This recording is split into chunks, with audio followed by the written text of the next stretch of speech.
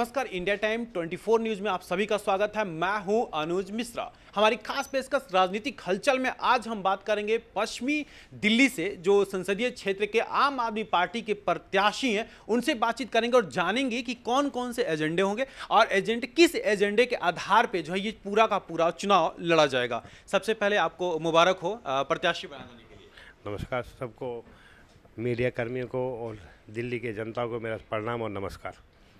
क्या एजेंडा रहेगा चुनाव लड़ने के लिए? एजेंडा क्या होगा? देखिए, सबसे बड़ा एजेंडा है पूर्ण राज्य का। पूर्ण राज्य दिल्ली में होना बहुत ज़रूरी है। दिल्ली की जनता के लिए, दिल्ली के लोगों के लिए, माताओं बहनों के लिए सिक्योरिटी पर्पज रीजन से ले लें, आप कोई ज़मीन के लिए ले, यूनिवर्सिटी के लिए ले लें, कॉलेज के लिए लें, मेडिकल्स के लिए लें। जब तक पूर्ण राज्य नहीं होगा, जब तक दिल्ली में कोई भी अच्छा काम नहीं हो सकता। मैं यही जानने की कोशिश कर रहा हूँ, जिस पूर्ण राज्य के मांग के लिए, जिस पूर्ण राज्य की मांग के लिए संसदीय चुनाव लड़ा जा रहा है या उसके आधार पर एजेंडा बताया जाए, क्या अगर 7 संसदीय चुनाव से यानी 7 MP से क्या पूर्ण राज्य दिल्ली हो सकती है, बनाया जा सकता है? देखिए, 7 MP बहुत बड़ी ताकत होते हैं। जब संसद में जाएंगे तो इस चीज़ को लेके अभी तक बीजेपी के लास्ट ईयर मैनिफेस्टो के अंदर ये था कि हम दिल्ली को पूर्ण राज्य बनाएंगे। सातों बीजेपी के MPI किसी ने भी प्रयास नहीं किए। हम सातों के सातों MP, अगर दिल्ली की जनता ने हमें मौका दिया, केजरीवाल जी की सरकार को मौका दिया, तो हम पूर्ण कोशिश करेंगे, इसको पूर्ण राज्य बना के रहेंगे।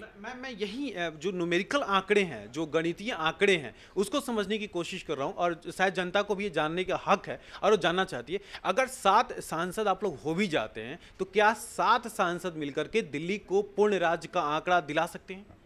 पूरी भरपूर कोशिश होगी और ये दिल्ली की जनता को मैं आश्वासन दिलाना चाहता हूँ, अगर हमें 7 राज्य दे गए, आपने 7 सांसद अगर चुन के गए तो पूर्ण राज्य हम बना के छोड़ेंगे। हमें कहीं तक भी लड़ाई लड़नी पड़ेगी तो पूर्ण राज्य की लड़ाई लड़ेंगे। फिर हम वो कैसे होगा? वही चीज़ जानने को, वो कैसे होगा? 7 से ये संभव कैसे है?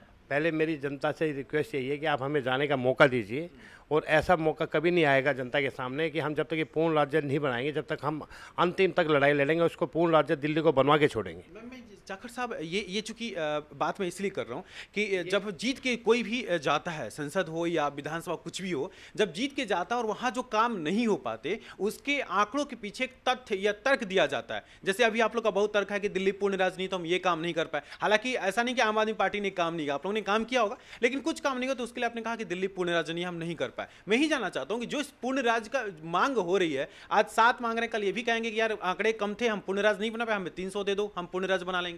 देखिए, हमारे और जगह से भी काफ़ी कैंडिडेट कंटेस्ट कर रहे हैं और जो हाई कमान मीटिंग्स होगी पार्टी की, उस पे इसके ऊपर विचार किया जाएगा कि इस लड़ाई को प्रॉपर तरीके से कैसे लड़ा जाएगा। अगर दिल्ली से 7 MP आते हैं, दिल्ली से सारा हिंदुस्तान चलता है, दिल्ली के अंदर पार्लियामेंट है, सरकार ज़्यादातर दिल्ली के अंदर होती है। इस लड़ाई को आगे बढ़ाने के लिए दिल्ली के अंदर 7 MP होना जरूरी है, क्योंकि विधायक कोई भी बेचारे कुछ नहीं कर पाते। हमारी सरकार ने जो आज तक जितना भी काम किया है, पिछले जब से हम जवान हुए हैं, दिल्ली की सरकार ने, मैंने कभी भी ऐसा काम होते हुए नहीं देखा। मैं पूरे क्षेत्र के अंदर घूम रहा हूँ, जितनी भी कॉलोनीज हैं, बहनें हैं, सबको ये पता है, ये कहते हैं कि केजरीवाल जी ने जितना काम किया है, आज तक कभी दिल्ली में इतना काम नहीं हुआ। आप किसी रोड पे चल जाए, सोसाइटी के रोड पे, कॉलोनी के रोड पे, पानी देख लें, मेडिकल फैसिलिटीज़ देख लें, स्कूलिंग देख लें। तो मैं आज भी नजफगढ़ के इस क्षेत्रों में गया था। आप जब हम सरकारी स्कूल में पढ़ते थे, उस टाइम में फैसिलिटी एक बहुत अलग थी।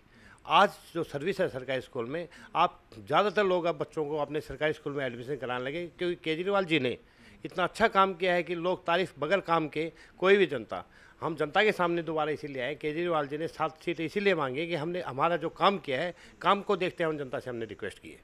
अच्छा सर, होगा क्या? चूंकि जिस काम की बात की जाए विधानसभा में, बहुत से वादे थे, बहुत से वादे जो है वो आपकी पार्टी द्वारा किया गया था मैनिफेस्टो के माध्यम से। कितना प्रतिशत अभी तक काम किया गया है और कितना प्रतिशत बाकी है? मैं बहुत अच्छा क्वेश्चन पूछा, इस क्वेश्चन में मैं भी आना चाहता था। अब बीजेपी का मैनिफेस्टो उठा ले दिल्ली के लिए, और एक आम आदमी का मैनिफेस्टो उठा ले, आप तुलना कर लें। दिल्ली की जनता ने बीजेपी को 7 सांसद चुन के दिए हैं, उन 7 सांसदों ने क्या किया है, और दिल्ली को 67 MLA चुन के दिए, उन्होंने क्या करके दिया, केजरीवाल जी की सरकार ने क्या काम किया है। हमने मैक्सिमम काम, मे बी आई थिंक कि 80% के आसपास, नॉट श्योर, काम हुए हुए जो हमने एडमिट किए थे। काफ़ी काम जो है पाइपलाइन में, जो अभी भी पूरे हैं, जिनके उद्घाटन हो गया था। आज मैं नजफगढ़ क्षेत्र से आया हूँ। अगर आप डिचाऊ कला में कभी गए हैं, CM साहब वहाँ पे गए थे ओपनिंग करने के लिए। पानी की मैक्सिमम नजफगढ़ का पानी की समस्याएं ख़त्म हो जाएगी।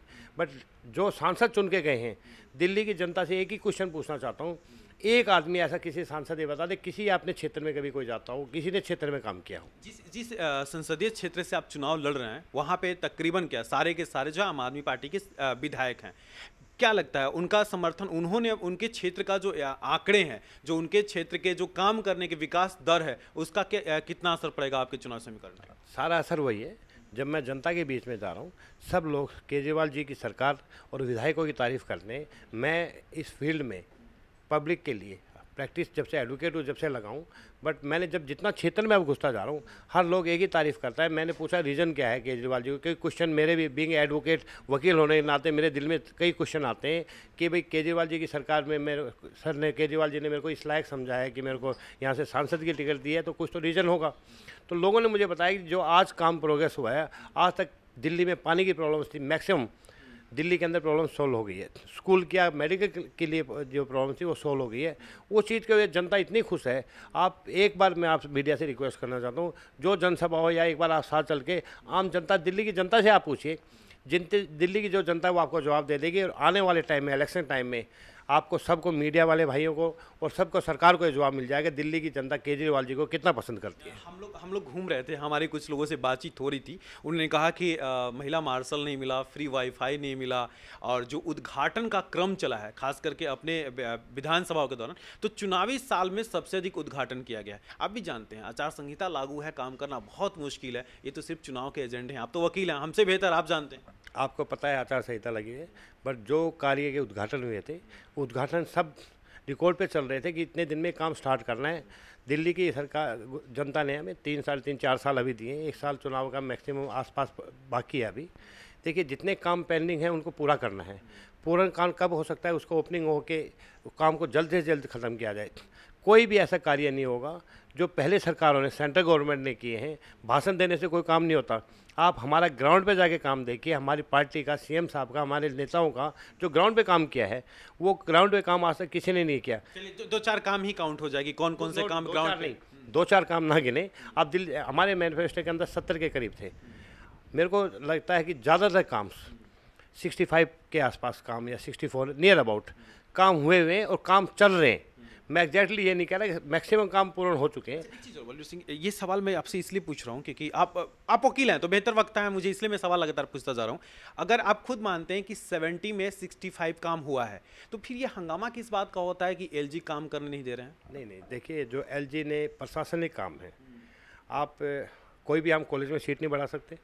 हमारे दिल्ली के बच्चे, स्टूडेंट्स, जो बच्चे 90%, 86%, 92% लाते हैं, उनको दिल्ली में एडमिशन नहीं मिलता।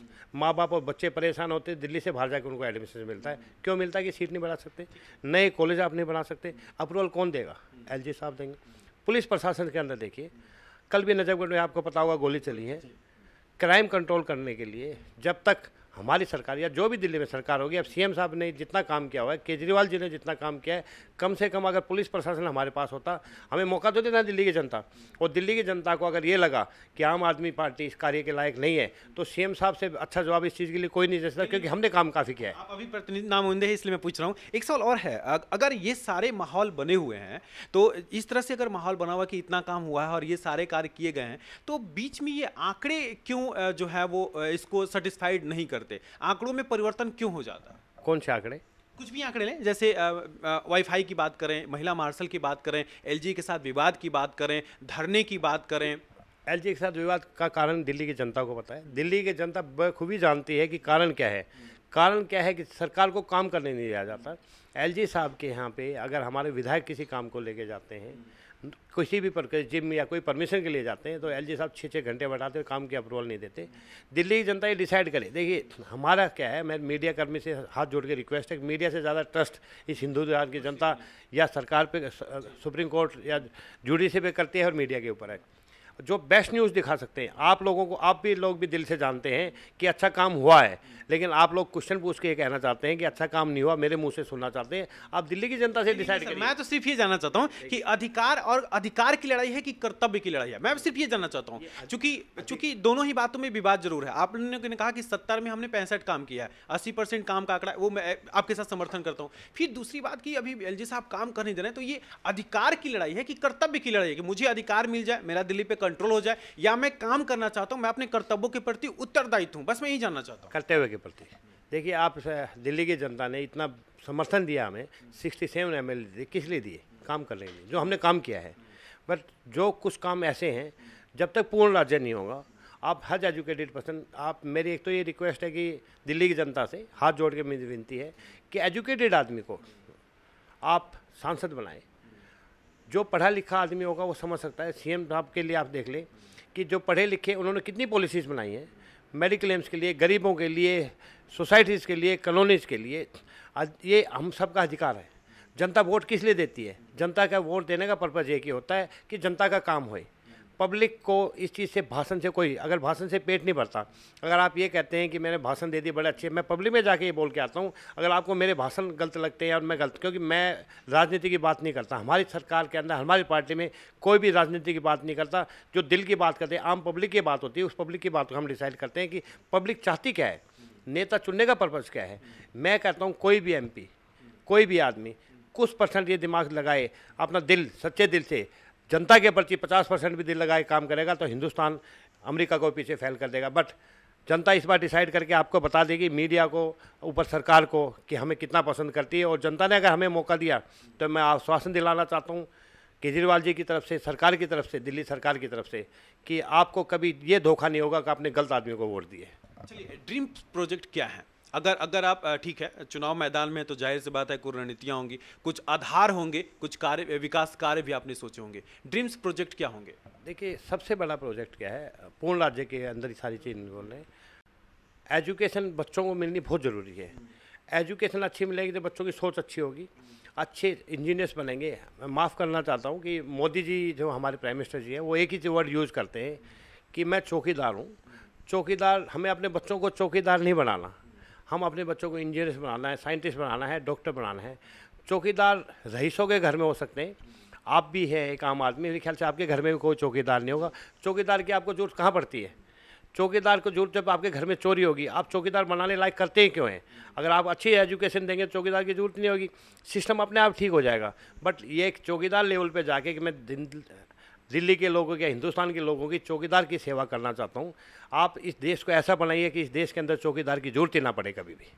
गठबंधन की कितनी उम्मीद है आपको? मैं इस चीज़े में कुछ नहीं कह सकता। जो हाईकमान हमारी पार्टी, केजरीवाल जी जो डिसाइड करेंगे, मैं उसके साथ हूँ।